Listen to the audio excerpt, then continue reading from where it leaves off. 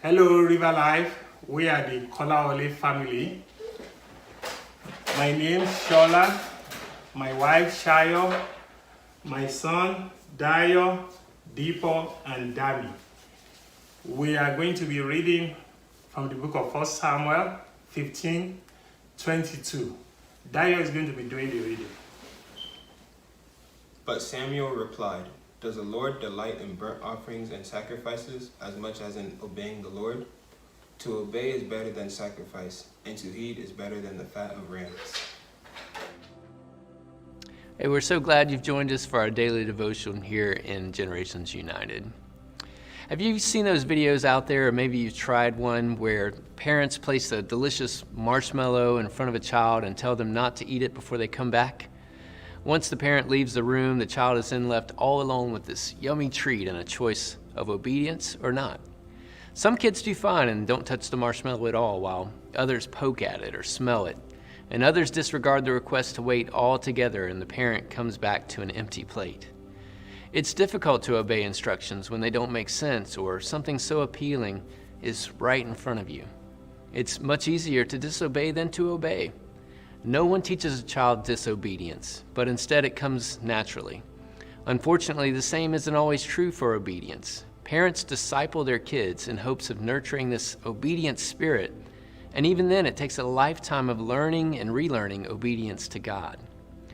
During Generations United, we're studying Joshua 24, but today let's look at an earlier part of Joshua's story. Joshua was the leader of the Israelites when they entered the Promised Land. The Lord had promised to give them all this land, they just had to trust and obey him. When the Israelites came to the city of Jericho, the Lord gave Joshua specific instructions to follow in order to win the battle and defeat the city. God told Joshua to take all his fighting men and have them march around the city walls, once every day for 6 days, being totally silent. On the 7th day, they would march around the walls 7 times while the priests blew on their trumpets. Then the Israelite army would give a loud shout, and just like that, the walls would collapse, and they could take the city. Now, I'm no military expert, but this seemed like a terrible strategy if you want to take over a city.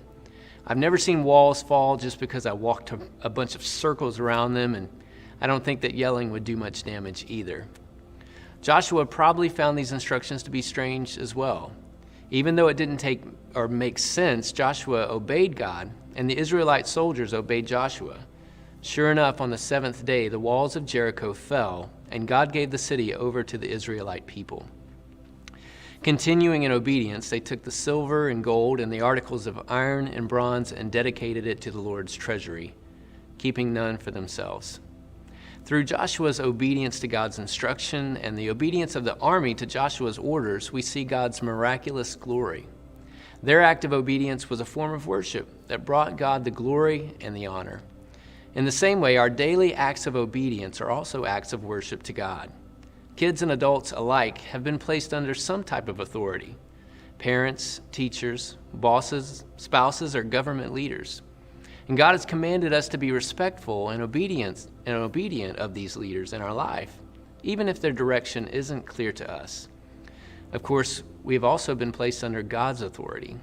Respecting his sovereignty and authority can be extremely difficult at times, but a form of worship that we cannot neglect.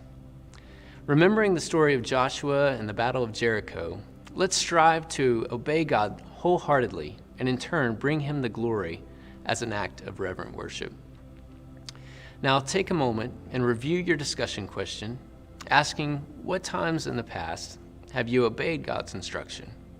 And are there times where you've disobeyed God's instruction? What were the outcomes?